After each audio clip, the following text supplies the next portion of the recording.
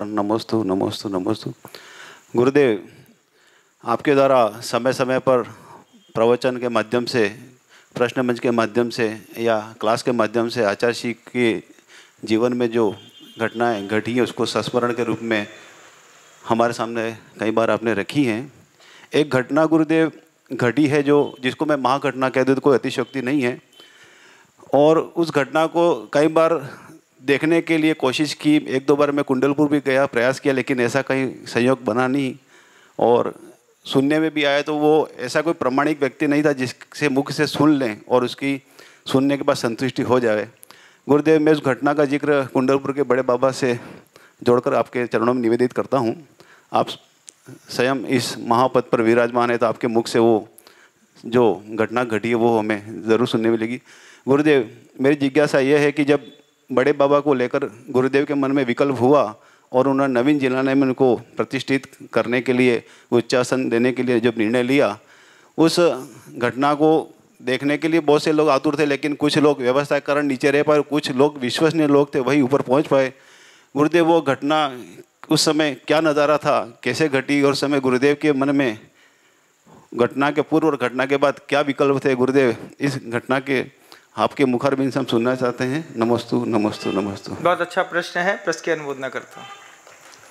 देखिए, कुंडलपुर के बड़े बाबा 17 फरवरी 2006 की बात है, जब बड़े बाबा को उनके पुराने जीर्ण शीर्ण मंदिर से गुरुवर नए मंदिर जिनालय की ओर ले जाना चाह रहे थे, और उस पर बहुत सारे जैन समाज के ही लोगों ने मिलकर के सुप्रीम कोर्ट पे पिटीशन लगा करके रखी थी।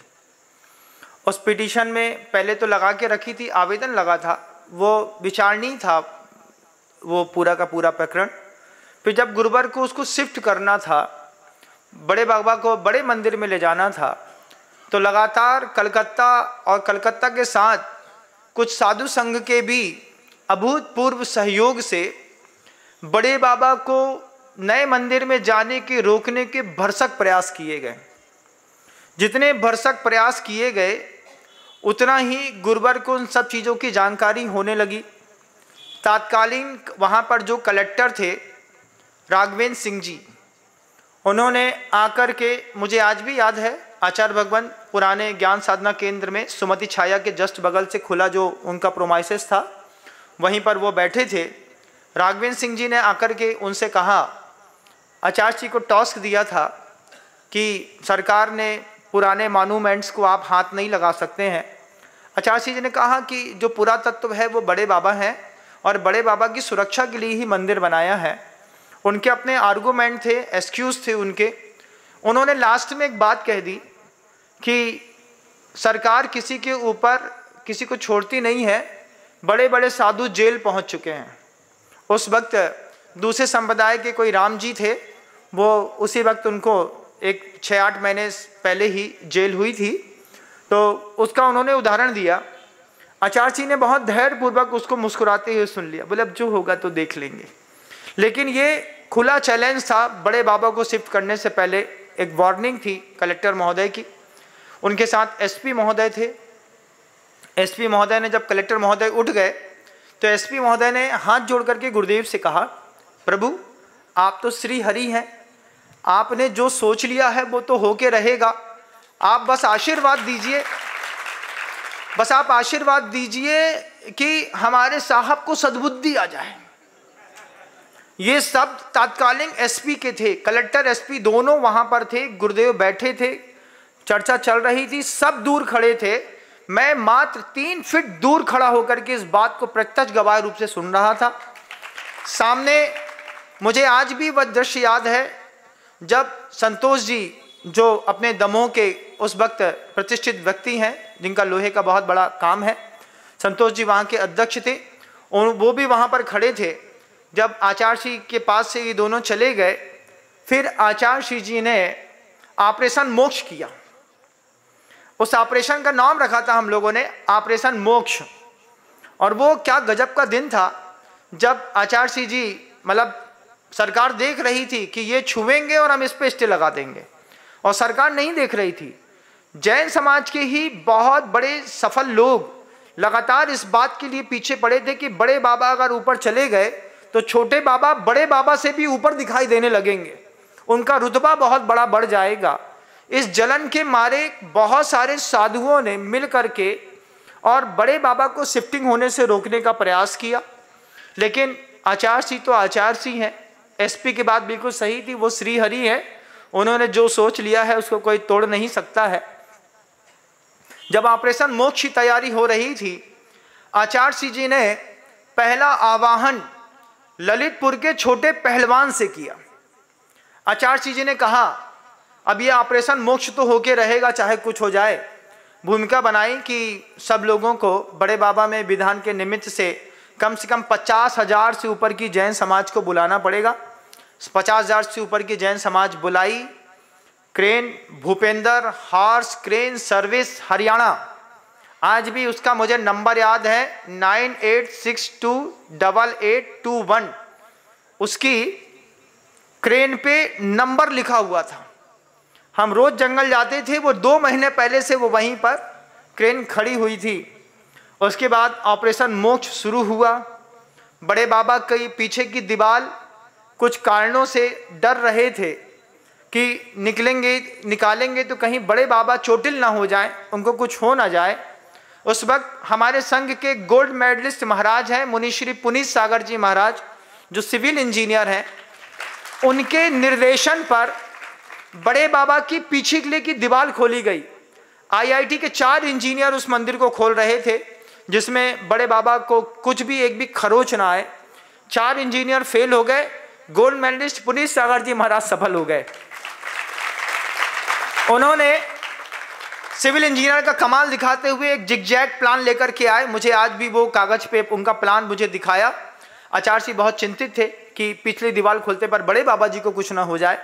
आचार्य सिंह जी को पुनीत सागर जी ने जिगजैग प्लान दिखाया पूरे कॉन्फिडेंस के साथ। नीचे बैठे हुए थे गुरुदेव। आचार्य सिंह ने पुनीत सागर को देखा, बोलते पुनीत सागर जी ने कहा आचार्य सिंह 100% कॉन्फिडेंस, मैं इसको निकाल दूंगा, हाँ तुम कर लो। जब पुनीत सागर जी को मौका दिया, पुनीत सागर जी ने इंजीनियर्स को और उनके वर्कर्स को एक वहां पर जाकर के समझाया कि किस तरीके से आपको पत्थर का शेप निकाल देना है और पीछे की दीवार धक्का मार के गिरा देनी है, बड़े बाबा को एक खरोच नहीं आएगी। आईआईटी के इंजीनियर बोल रहे थे इससे बड़े बाबा की प्रतिमा कंधे से डैमेज हो जाएगी। पुनीत सागर जी ने ऐसा कहा चुप हो जाओ, अब बोलना मत। और वहां पर एक बहुत बड़ा पत्थर रखा था जिसमें लिखा था नीचे जाने का रास्ता। जब बड़े बाबा से नीचे उतरते थे ना, तो एक एरो के माध्यम से लिखा था। उसी पत्थर को उठा करके क्रेन में बांधा, हैमरिंग के 17 बार शॉट मारे। 17 बार शॉट मारने पर जितने भी 17 प्रकार का असंयम है वो एक साथ भड़बड़ा करके नीचे गिरा और बड़े बाबा साफ सुथरे पीछे से चुपचाप उठ करके ऊपर आ गए। ये मिशन जबरदस्त मिशन था। आज भी मैं, वो ठंडी का माहौल था, मुनिश्री महासागर जी महाराज जिनका उपकार युगों युगों तक समाज नहीं भूलेगी, उन्होंने फ्रंट में जाकर के पुलिस के सामने जाकर के वो खड़े हुए। आपने वो वीडियो देखा होगा जब जनता एसडीएम को मारने के लिए उठी थी, तब महासागर जी महाराज जी ने ही उनको प्रोटेक्ट किया था। और उनकी अगुवाई पे, चूंकि वो अपने आप में पुराने टाइम पे एक अलग पर्सनालिटी रहे हैं, पुलिस वालों से उनका लेन देन उठना बैठना होता रहता था, वे पुलिस की हर चाल समझते थे। और उन्होंने पूरे के पूरे पुलिस प्रशासन को प्रतिमा मंडल की ब्रह्मचारिणी बहनों के माध्यम से कुंडलपुर के प्रवेश गेट से आधा किलोमीटर आगे रोक करके रखा था। वो शख्स 24 घंटे लगा रहा। उसने 24 घंटे मेहनत करी, फिर 26 घंटे मेहनत करी, फिर 32 घंटे, फिर 48 घंटे, 52 घंटे तक लगातार उसी गेट पर बैठ करके दिन और रात ठंडी में निकाल करके ऑपरेशन मोक्ष को पुलिस प्रशासन से दूर रखने का सबसे बेहतरीन काम किसी ने संभाला तो प्रतिभा मंडल की बहनें और महासागर जी महाराज ने संभाला।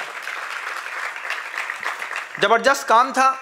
दुनिया अपने अपने तरीके से देख रही थी।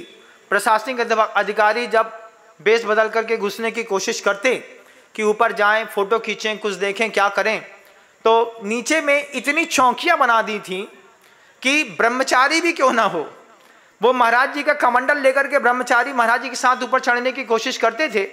पीछे वाला आदमी साफ सुथरे शब्दों में बोल देता था, सिर्फ महाराज जाएंगे, कोई ब्रह्मचारी ऊपर नहीं जाएगा।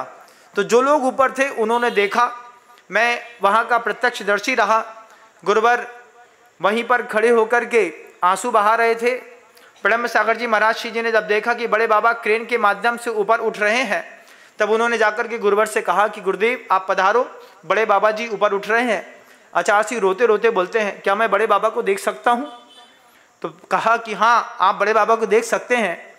फिर बड़े बाबा के पास तक रोते रोते गुरुदेव यहाँ से वहाँ तक गए, बड़े बाबा को उठाया, उठा करके क्रेन पर रखा, एक ट्राले पर रखा। बड़े बाबा उठ नहीं पा रहे थे, लेकिन नियति को तय था कि वो भूपेंद्र हॉर्क सर्विस चलाने वाला, वो 18 साल का जो नौजवान लड़का था, उसके माध्यम से ही वो काम होना था। और बड़े बाबा की प्रतिमा को 3 बार इधर से इधर, इधर से इधर, इधर से इधर रखा। लास्ट मोमेंट बड़ा जबरदस्त था। 1.5 फीट का मंदिर के अंदर क्रेन घुसी हुई है, क्रेन में और दीवार में सिर्फ 1.5 फीट का अंतर है। 1.5 फीट के अंतर में उस चलाने वाले जाबाज लड़के ने बड़े बाबा को टेढ़ा किया, चुपचाप निकाल करके ऐसा उठा करके एक बार बड़े बाबा को रखा, और बड़े बाबा जो पेंसिल से निशान बनाए थे उसी स्थान पर जाकर के स्थापित हो गए। इसमें पूरे देश की जनता ने सहयोग किया। हर माँ ने अपने बच्चे को असला सामान लेकर के भेजा और ये कह कर के भेजा कि बड़े बाबा छोटे बाबा के चक्कर में अगर तुम चले भी जाओगे तो हमारा आशीर्वाद है। ऐसे तिलक लगा करके लोगों ने अपने लड़कों को भेजा। वहाँ पर लड़के बिना भोजन बिना पानी के 3 दिन तक लगातार 75 घंटे तक लगे रहे। ऑपरेशन मोक्ष सफल हुआ। बड़े बाबा अपने स्पॉट पर जाकर के बैठे। मुनि श्री अभय सागर जी महाराज जी ने जो काम किया वो काबिल तारीफ था। उस वक्त प्रदेश के मुखिया माननीय शिवराज सिंह जी चौहान साहब गोंदिया में समता सागर जी महाराज जी की अगुवाई पर एक धर्म सभा में संबोधित कर रहे थे। उनके पास तक फ़ोन लगाया कि यहाँ पर कलेक्टर ने फ़ोन लगाया। कलेक्टर के फ़ोन के पहले अभय सागर जी महाराज जी ने संयोजना बना दी थी। शिवराज सिंह चौहान साहब ने जो बात कही थी वो आज भी दिल को छूती है कि छोटे बाबा और बड़े बाबा के लिए अगर मैं मुख्यमंत्री पद भी छोड़ना पड़ा तो मैं छोड़ दूंगा, लेकिन छोटे बाबा का हर काम पूरा होगा। कलेक्टर से बोल देना खबरदार अगर एक भी कदम आगे बढ़ाया तो। इस बात को लेकर के बड़ा जबरदस्त काम हुआ। लेकिन जैन समाज के वे लोग जो पहले रिटायर्ड जज थे, दूसरे भी लोग थे जो लगातार लगे रहे थे, कलकत्ता से कुछ थे, कुछ और कहीं और से भी थे, पश्चिम बंगाल के थे, वे लोग लगातार लगे रहे। कोर्ट के जज ने भी बड़ी उदारता बरती कि जब तक पूरा काम नहीं हो गया कोर्ट से स्टे नहीं निकला। कोर्ट से स्टे निकला शनिवार की शाम को 5 बजे। 5 बजे स्टे निकला कोर्ट बंद होने पर लास्ट टाइम पे। उसके बाद संडे पड़ गया, संडे का पूरा 24 घंटे का और मौका मिला। और सोमवार की सुबह जब 10 बजे स्टे इम्प्लीमेंट का टाइम आया, उस वक्त पूरा संघ वहां पर बैठ करके बगड़े बाबा का शांति धारा और अभिषेक कर रहा था। उसके बाद लगातार कवायद चालू हुई। 2006 से 2016 तक बड़े बाबा के मंदिर में एक भी ईंट लगने के लिए सरकार से परमिशन नहीं मिली। बड़ी मुश्किल से ऊपर छत ढालने के लिए लोहे की 9 इंच की एक सीट डाली। सीट डालने के बाद बड़े बाबा के लिए जब सरकार में बार बार पिटीशन डाली, इसमें हमारे देश के भामाशाह अशोक जी पाटनी साहब ने जिस तरीके से गोपाल सुब्रमण्य जी स्वामी के साथ मिलकर के अपनी चंचला लक्ष्मी का सदुपयोग किया, करोड़ों रुपए की वकील साहब को जो उन्होंने राशि दी है, उनका पूरा समाज जीवन भर एहसानमंद रहेगा। मैं देखता था वे अशोक जी पाटनी साहब ने कभी भी अपने पैसे का मोह नहीं किया। उन्होंने एक ही बात कही, पैसा जितना भी लगता है लग जाएगा, लेकिन बड़े बाबा और आचार्य जी की भावना पूरी होनी चाहिए। वे अपनी पूरी ताकत के साथ वहाँ पर लगे रहे। अनजाने में कितने सारे बड़े महानुभावों ने उसका सहयोग किया। ये ऑपरेशन मोक्ष पूरे के पूरे गुरु भक्त परिवार का एक ऐसा मिशन था जिसको सबने मिलकर के कंप्लीट किया। इसमें शुरुआत में जब ललितपुर की समाज का आवाहन किया था, लड़कों को बुलाया था, आप आश्चर्य मानेंगे ललितपुर से दमोह आने वाली किसी भी ट्रेन पर पैर रखने की जगह नहीं थी। जो लड़कों को जो ट्रेन मिलती थी वो उसी में लटक करके और गुरुदेव के बुलावे पर वहाँ पर आए और करीब 35,000 से ऊपर की जनता के बीच में बड़े बाबा नए मंदिर पे जाकर के बैठे। आज वही बड़े बाबा जैन समाज की शान माने जाते हैं बंधु। अगर आज जैन समाज से पूछा जाए कि तुम्हारे लिए अपना धार्मिक स्थल दिखाने के लिए सबसे बेहतरीन स्थल क्या है, तो मध्य प्रदेश की शान में बड़े बाबा को दिखा करके आप अपने आप को गौरवान्वित महसूस करते हैं। लेकिन ये छोटे बाबा और बड़े बाबा की जो विजय यात्रा रही, ये बड़ी कठिनाई और संघर्ष वाली रही। 16-10 साल तक बड़े बाबा की उसमें कीट नहीं लगी, लेकिन नीचे लगातार 700 मजदूर प्रतिदिन काम करते रहे, बड़े बाबा के पत्थर तैयार करते रहे, जनता रुपए पैसा दान करती रही। जब वो पूरा मंदिर बन गया, वो दृश्य मैं कभी भूल नहीं सकता। जब ठंडी के दिनों पर बड़े बाबा का पंचना करना था, गुरुबर से कहा, मैं गया विदिशा चातुर्मास के बाद 2021 के चातुर्मास के बाद पहुंचा, ऊपर गया तो देखा कि गुरुबर ने चातुर्मास इसकी पंचकर्णा की घोषणा कर दी है, और देखा तो बहुत सुंदर लग रहा था। जब बीच का नृत्य मंडप का चैली खुली और जब नीचे से ऊपर देखा तो लगा किसी फिल्म सिटी के सेट पर आ गए हैं, किसी राजा महाराज का के मकान पर आ गए हैं। गुरुबर से उत्साह में नीचे आया। गुरुबर लेटे हुए थे, उनकी हिम्मत नहीं थी, उनका हार्ट उस वक्त 45% काम कर रहा था। आचार्य जी को ठंड बहुत तेज लग रही थी। मैंने नीचे उत्साह में गया, मैंने कहा, गुरुजी लेटे हुए थे पाटे में, 1 फीट ऊंचा पाटा था, गर्मी थी कमरे के अंदर। मैं ऊपर से नीचे आया, मैं गुरु के पास गया, सो रहे थे आचार्य जी, लेटे थे। मैं उनके चेहरे के पास बैठा तो चेहरे की, शरीर की गर्मी गुरुजी के पास गई तो एक आंख धीरे से खोलते हैं, आंख बंद कर बोलते, हमने कहा, गुरुदेव क्या गजब का मंदिर बना है। यही बोला, ये शब्द थे, ऐसे ही पूरा उत्साह था चेहरे के अंदर, पसीना टपक रहा था। आचार्य जी ने जैसे मेरे मुख से सुना क्या गजब का मंदिर बना है, तो आचार्य जी ऐसा आंख खोल के बैठ गए। हमने कहा, आचार्य जी क्या प्यारा मंदिर दिख रहा है, आपने क्या गजब का मंदिर बनाया है। ये शब्द मैंने गुरुजी से कहा। आचार्य जी बैठ करके हाथ टेक करके रोने लगे। रो करके बोलते हैं, गुरुजी विनम्र, मंदिर मैंने नहीं बनाया, हजारों महिलाओं के मंगल सूत्र आज सार्थक हो गए। जिन महिलाओं ने अपना मंगल सूत्र बड़े बाबा को चढ़ाया, मुझे चढ़ाया, आज उन महिलाओं को मैं जवाब दे सकता हूं कि तुम्हारा मंगल सूत्र बड़े बाबा पे लग गया है, अब मुझे शांति मिली।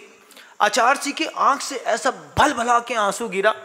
हमने कहा, इतनी गहरी बात गुरु बोलेंगे ऐसा मैं सोच नहीं सकता था। लेकिन आचार्य जी ने कभी किसी भी मंदिर निर्माण का क्रेडिट नहीं लिया बंधु। आप आचार्य जी के किसी भी प्रकल्प में जाइएगा, आपको कहीं महसूस नहीं होगा कि इसको बनाने वाले गुरुदेव आचार्य विद्यासागर जी महाराज हैं। ना किसी दीवार पर, ना पत्थर पर, कहीं पर ना समाज ने लिखा, ना गुरुवर ने लिखवाया कि लिखो इसमें कि आचार्य विद्यासागर जी महाराज के कार्यकाल में यह सिद्ध हुआ है। कहीं किसी मंदिर पर दिखाई नहीं देगा, ना गुरुजी की कोई मूर्ति दिखाई देगी, ना नाम दिखाई देगा, बस काम दिखाई देगा। आचार्य जी सिर्फ काम प्रिय थे, उन्होंने अपना काम किया और काम करके जब उन्होंने कहा हजारों महिलाओं के मंगल सूत्र आज सार्थक हो गए हैं। आचार्य जी मेरा उत्साह देख रहे थे, मैं आचार्य जी का आंसू देख रहा था, और आचार्य जी ने जैसे उसी वक्त ठान लिया कि कल जाकर के जिसकी तारीफ कर रहा है ये विनम्र, उनको देख करके आऊँगा। आचार्य जी सुबह मतलब दोपहर की 1 बजे की सामायिक करके उठे, 1:05 में गुरुजी लघुशंका गए। उसके बाद गुरुबर धीरे धीरे करके, आश्चर्य मानेंगे, आचार्य जी को ऊपर चढ़ने में 1.5 घंटा लगा। इधर जर्क लगता था, 5 कदम चलते थे, 2 मिनट बैठते थे, फिर चलते थे, फिर बैठते थे। स्थिति गुरुदेव की डाउन होती चली गई थी। लौट करके आए तो 5:15 बज गया था। लेकिन भरी ठंडी में आचार्य भगवंत ने पूरा मंदिर घूमा। मैं लगातार, हम साथ पूरा मुनि संघ था, पूरा मुनि संघ उनको चारों तरफ से घेर लेता था कि उनको ठंडी न लगे, उनका प्रोटेक्शन बना रहे। लेकिन आचार्य जी ने देखा, फिर आचार्य जी एक ही शब्द बार बार बोलते थे कि कृत्रिमाणाम भवन भय मानिका नाम इह मनुजिक्ता नाम देव राजार्जिता नाम जिनवर निलिया नाम भाव तो हम स्मरामी, भाव तो हम स्मरामी। इतना रोए गुरुजी इस शब्द को कह करके कि कृत्रिम अकृत्रिम जिनालय को देख करके, जिनवर निलिया नाम भाव तो हम स्मरामी। भगवान साधना सार्थक हुई, लोगों का पैसा सार्थक हुआ, जीवन सार्थक हुआ। इस जीवन की और क्या उपयोगिता हो सकती थी। आचार्य जी खुद कहते थे, इस एक छोटी सी काया से दुनिया के इतने सारे लोग धर्म ध्यान कर गए, इतने सारे लोग दान दे गए, इतने सारे लोग भगवान से जुड़ गए। इस काया की इससे ज़्यादा सार्थकता और क्या हो सकती थी। और फिर नीचे आकर के कहा, जब पूरा पंचकर्णक खो गया, बड़े बाबा के पास से जाने लगे गुरुदेव, तो गुरुदेव के जाने से पहले गुरुदेव ने कहा, खाल मिली थी यही मिट्टी में मिली, खाली जाता हूं। ये कह करके बड़े बाबा को छोड़ करके आचार्य जी आगे निकल गए। जैसे देखता रह गए हम लोग सब कोई। भावनात्मक रूप से जुड़े हैं हम लोग अपने गुरु से। हम अपने गुरु को नहीं छोड़ सकते। दुनिया तो छोड़ सकते हैं, गुरु नहीं छोड़ सकते। हमने गुरु की वो हर संवेदनशीलता देखी, हमने आचार्य महाराज की वो मेहनत देखी, ठंडी गर्मी बरसात में कैसे जिन शासन को उन्नत करने के लिए उन्होंने अपने खून को पानी के जैसा ठंडा कर लिया। लोग कुछ भी कहते रहे गुरुदेव के बारे में, गुरुदेव बार बार एक ही चीज कहते रहे, अपना काम करो, जवाब देने के लिए काम जवाब देगा, अपने को जवाब नहीं देना। आचार्य जी एक ही बात कहते थे, अपना काम करो। यही बात नवीन आचार्य महाराज गुरुदेव समय सागर जी महाराज जी ने मुझसे कही, एक ही बात कही, विनम्र अपना काम करो। जवाब देने वाले जवाब देते रहेंगे, सवाल करने वाले सवाल करते रहेंगे, अपना काम करो। अच्छे कार्यकर्ता को बदनामी के मेडल के अलावा कुछ नहीं मिलता, ये बात बिल्कुल तय है। चाहे वो मुनि बनकर के अच्छा काम करे, चाहे श्रावक बनकर के अच्छा काम करे, जो कार्यकर्ता सामाजिक दायित्व को निभाता है, काम करता है, उसको सिर्फ बदनामी का मेडल मिलता है। हमको ने जब ये बात अपने अनुभव से समझी, उसके बाद बदनामी मुझे बदनामी नहीं लगी। कभी किसी ने मुझको ब्लेम भी किया, तब भी मैं अपने आप से बोलता रहा, तुमने ईमानदारी के साथ अपना काम किया है, तुमको बदनामी नहीं लगेगी। बदनामी उसको लगेगी जो काम नहीं कर पा रहा है। हम लगातार मेहनत करते रहे। हमने 20 साल आचार्य जी की मेहनत अपनी आंख से देखी है, इसलिए लगातार लगा रहता हूं। मैं जानता हूं जब तक पुण्य काम करता है ना, तभी तक सारी संयोजनाएं बनती हैं। जिस दिन सामूहिक पाप का उदय आ जाएगा, धरी संपदा में भी कुछ कर नहीं पाओगे। इसलिए गुरु जी का सूत्र है, कालो थोबो वयम च दुम्मेहा। दो चीज हमारे साथ गलत है, एक हमारे पास समय बहुत कम है, और दूसरा बुद्धि में विकार उत्पन्न होने में ज्यादा समय नहीं लगता। अच्छा सोचते सोचते बुरा सोच लेता है इंसान, अच्छा करते करते गलत करके चला जाता है इंसान। तो ये बात मेरे दिमाग में 24 घंटे चलती है, कालो थोबो वयम च दुम्मेहा, कि मेरा समय थोड़ा है और बुद्धि को दुर्बुद्धि होने में कितना समय लगता है। सामूहिक एकता का परिचय दे करके थोड़े से काम कर लिए, जैसे काम दिखता है उसी में फूट पड़ने लगती है। वयम च दुम्मेहा, तो जैसे दुर्बुद्धि काम करती है, फूट पड़ती है, कसाई उदय में आती है। मनुष्य का कुछ नहीं बिगड़ता, तुम्हारा क्या बिगड़ेगा? बिगड़ता जिन शासन का है। जिनेंद्र भगवान का वह शासन, वह तीर्थ वक्त रहते जो बना गया तो बना गया बंधुओं, वक्त के बाद कोई बना नहीं पाता। ये ऑपरेशन मोक्ष, वहां पर जब मैंने कुंडलपुर के बड़े बाबा को देखा, गुरुवर की मेहनत देखी, उस मेहनत से हम सब सीख करके निकले हैं। आज विश्वास मानिएगा, मेरे बारे में कोई भी कुछ भी कहता है, हमको एक पैसा फर्क नहीं पड़ता। हम जानते हैं हम किसी को प्रेरणा देकर के दान की बात करेंगे, दूसरी तरफ से एक वीडियो वायरल कर दिया जाएगा, 2 साल में दान नहीं देना, 5 में नहीं देना, 10 में नहीं देना, ऐसा नहीं करना और वैसा नहीं करना। बरगलाने वालों को कोई काम नहीं है, वो बरगलाते हैं, बरगलाते रहेंगे, उनका बरगलाना ही जीवन है। लेकिन मैं काम करता हूं, काम करता रहूंगा, काम करते रहना ही मेरा जीवन है। मैं काम करता रहूंगा। पहले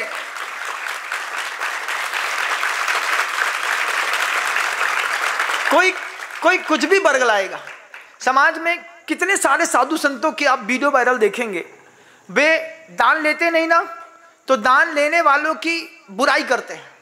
जिनको दान से मतलब नहीं है वो बोलेंगे दान 5 साल में नहीं देना, अभी दे दो, ऐसा कर दो, वैसा कर दो, 10 साल कौन देख करके आया है, गांठ में है उतना दे दो। अरे गांठ में तो आदमी 200 रुपए नहीं लेके चलता। अगर आदमी गांठ का पैसा दान में देगा तो थर्माकोल का मंदिर बनाना मुश्किल हो जाएगा। हम लोगों की एक वर्किंग स्टाइल है, मैं अपनी वर्किंग स्टाइल पे काम करता हूं। अब तो मैंने बिल्कुल पक्का संकल्प कर लिया है, बड़ी मजबूत पीठ कर ली है, जिसको जो बोलना है बोलो। मैं तो काम में लगा था, कल भी, आज भी और कल भी लगा रहूंगा। मुझे कोई नहीं रोक सकता, ना किसी की बुराई रोक सकती है, ना कोई दूसरी बातें रोक सकती है। कोई सोचेगा बिनम सागर को बदनाम कर देंगे तो बिनम सागर मोरल डाउन हो जाएगा।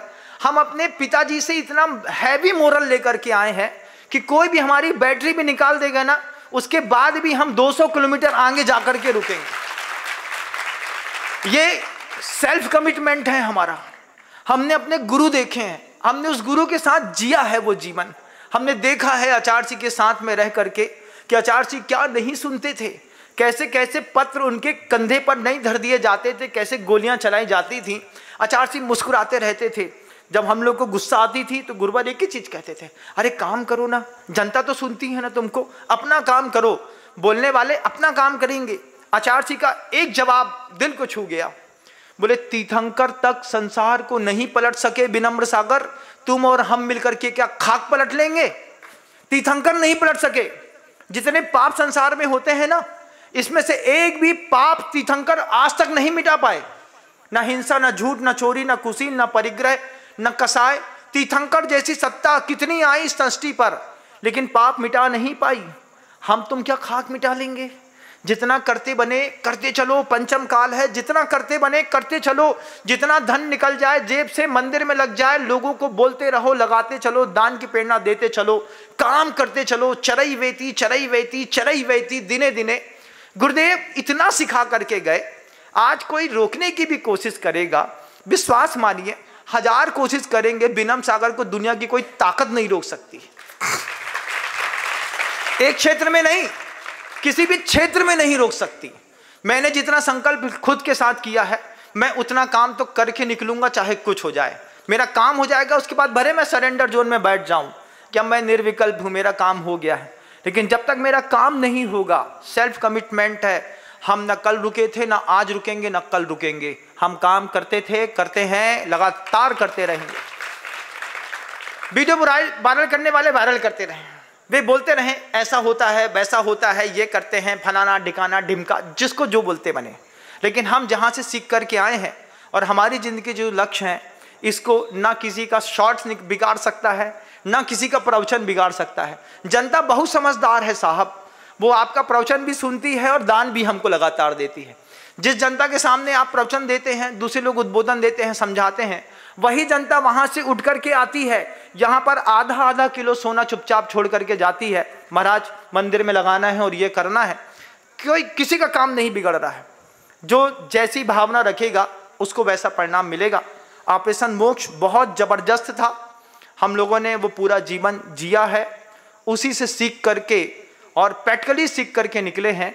और आचार्य भगवंत के जितने प्रकल्प थे, जिनके लिए गुरुदेव ने आशीर्वाद दिया, नवीन आचार्य महाराज ने जितने प्रकल्पों के लिए आशीर्वाद दिया, ये सब आप समय रहते पूरा हुआ देखते हुए आप सब देखेंगे, ऐसा मैं विश्वास रखता हूँ।